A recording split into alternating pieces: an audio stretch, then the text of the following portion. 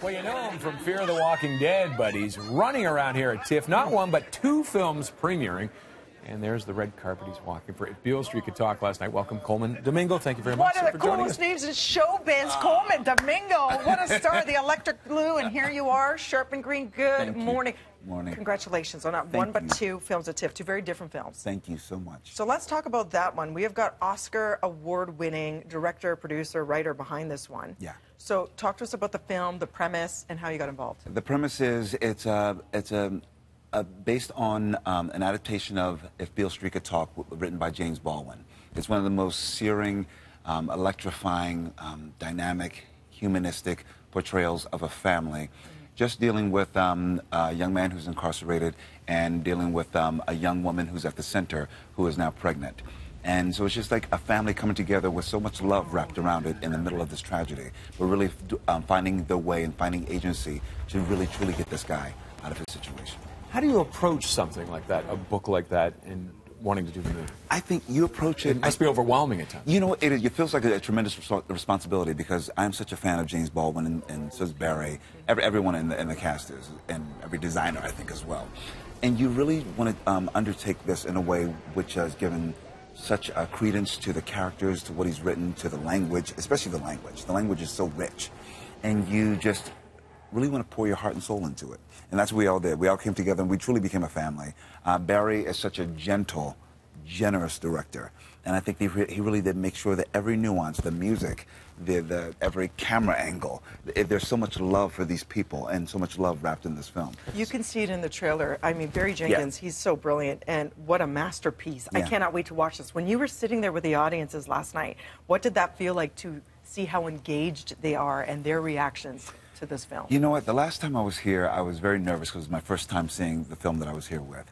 This time, I felt such a calm because I understood what we made. I knew that we made something that was so delicate and gentle and loving and really special.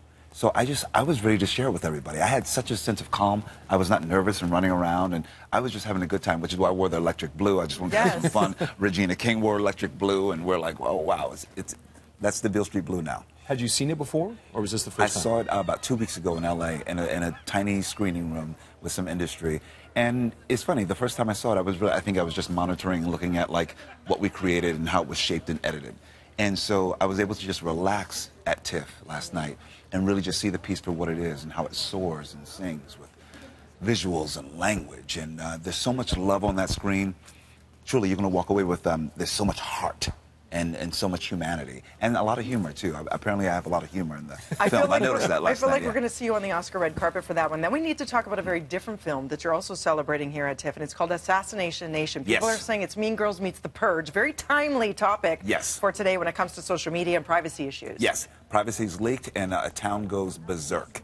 In the center of it is 4 young women who are really just, fighting for their lives and their humanity. And under the male gaze, there's so many things that they're dealing with in film, whether it's homophobia, whether it's transphobia, race, you name it. It's being thrown in, and we're really grappling with it. And there's a lot of wit and humor, and it's kind of sexy and dark all at the same time. And it's something that reality could mirror quite easily. It doesn't take it doesn't take much at all, right? Which is why I think the success of the film, and I saw it and I thought it was like the most arresting thing I think I've ever seen. But it's because we're all dealing with it. We're all like, it's a fear that we all have. If, anything that you put out there can be turned against you in some way. You know what I mean? It just depends on the lens. And so that's exactly what it's about. And we need to talk about Leave It on a High Note. We share a fangirl moment over one Melissa McCarthy. You tweeted it out. Yeah. You got to meet her. Yeah. Which is part of, she got to meet you. Yeah. What was she like? Oh, she was great. First, I was yelling at my friend who's a publicist, Barry Dale Johnson, and I guess she turned around. She turned around, and she says, "Oh, I thought you were saying hello to me. I thought, who's this guy? He's so friendly. I thought he was going to come and kiss me." Yeah. And so then I started pretending the rest of the night to go in. I'm like, every time I saw her, I just went in and say, "Ah." And she just laughed, and she was so sweet. It couldn't have been warmer. Needs to be a comedy in the future. Perhaps you two would collaborate one day. Yeah, I would love that so much. A pleasure meeting you. Thank you so much. Thank you so much. Thank you very much. If Beale Street Could Talk has another screener today at 11 a.m. at the Princess of Wales Theatre, go see it. That's before its wide release this November. And Assassination premieres Wednesday night at TIFF. So check it all out. And please come back anytime. You're such a delight. Thank you, you too. Thank you. Got lots more on BT coming up after the break. What did she say?